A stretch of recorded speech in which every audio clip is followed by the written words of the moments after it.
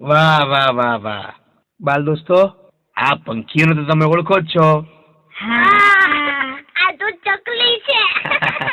આટલી બધી બે ચકલી છે, બે. હા હા હા, બે ચકલી બસ.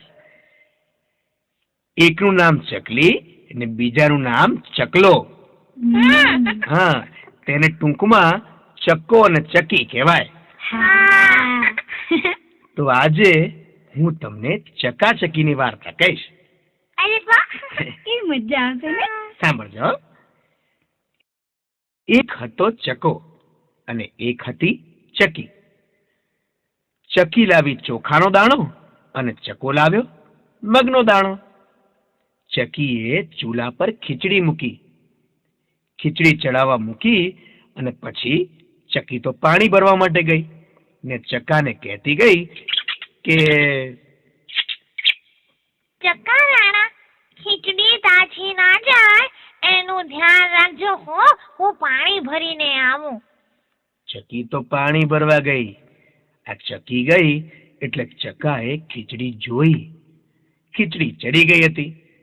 તેને નીચે ઉતારી લીધી અને પછી બધી ખીચડી શાંતિથી બેઠો બેઠો ચકો ખાઈ ગયો.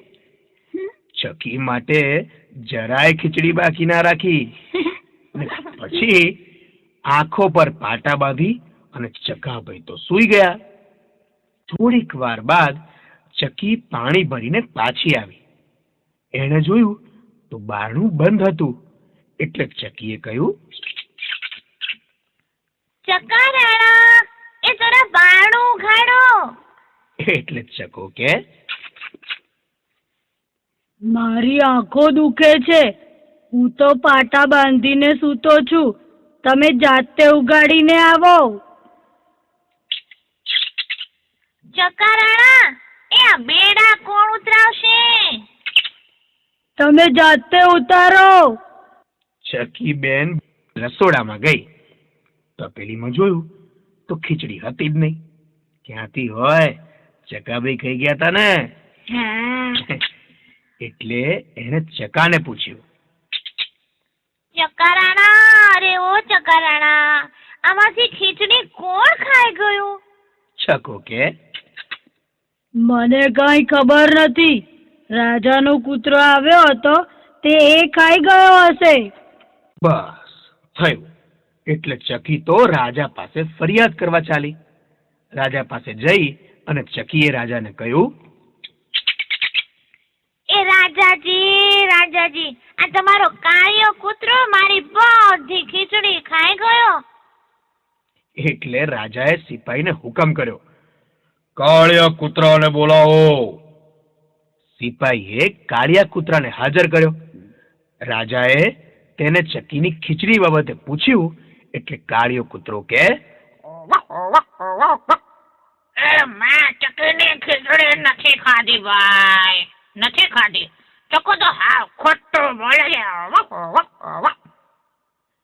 એટલે રાજાએ સિપાહીને કહ્યું, બોલાવો બોલાવો, ચકાને બોલાવો. સિપાહી તો ગયો ચકાને લેવા અને ચકાને લઈને હાજર થયો. ચકાએ પણ કહ્યું કે મેં પણ બે ખીચડી નથી ખાધી, આ પણ ખોટું બોલે છે. આ સાંભળી રાજા બોલ્યા, એક કામ કરો, આ ચકાનું અને આ કૂતરાનું પેટ ચીરો.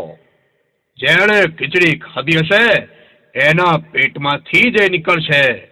આ સાંભળી અને કૂતરો કે,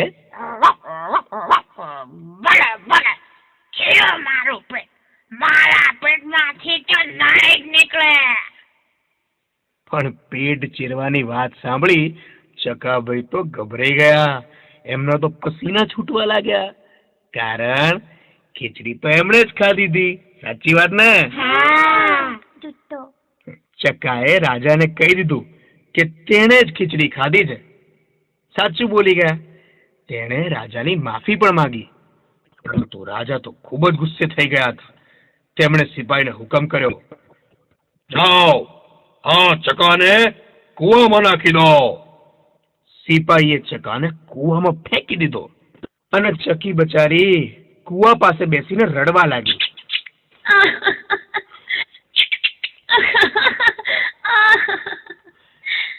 એટલામાં ગાયો લઈને એક ગોવાળ ત્યાં આવ્યો. ચકી એમને કહે, ગાયોના ગોવાળ ભાઈ, ગાયોના ગોવાળ, મારા ચકારાને કાઢો તો તમને ખીર ને પૂરી ખવડાવું. હા સાંભળી ગોવાળ કે, હવે ચકી બેન, હું કઈ નાવરો ના, મારે તો બહુ મોડું થાય છે, કેટલું મોટું કામ છે ખબર? આમ કહીને ગોવાળ તો જતો રહ્યો. થોડીક વારે ભેંસો લઈને ભેંસોનો ગોવાળ આવ્યો. ચકી કે, ઓ ભેંસોના ગોવાળ ભાઈ, ભેંસોના ગોવાળ, મારા ચકારાને કાઢો તો તને ખીર ને પૂરી ખવડાવું. આ સાંભળી ભેંસોનો ગોવાળ કે, ચકી બેન, હું કઈ નવરો નથી, મારે મોડું થાય છે, જાઉં છું. આમ કહીને ભેંસોનો ગોવાળ પણ ત્યાંથી જતો રહ્યો.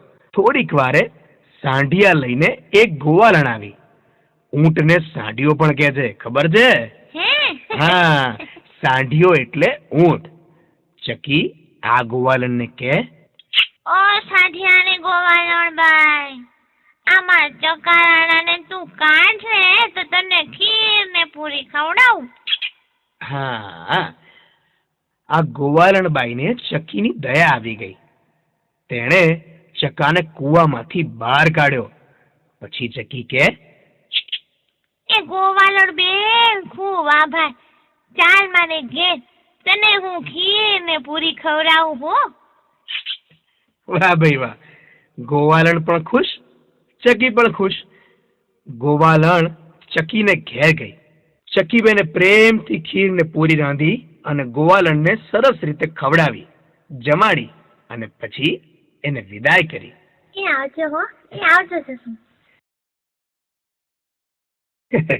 તો જોયું બાળ દોસ્તો, ચક્કો ખોટું બોલ્યો તો રાજાએ એને સજા કરી, ખરું ને? અને પછી ગોવાળણે તેને કૂવામાંથી બહાર કાઢ્યો. એટલે ચકીએ એ ગોવાળણને ખીર અને પૂરી ખવડાવી. મને તો બહુ ભાવે. હવે તમારે નક્કી કરવાનું છે કે ખોટું બોલીને સજા મેળવવાની કે પછી સાચું બોલી અને મમ્મીના હાથના પકવાન ખાવાના. શાબાશ.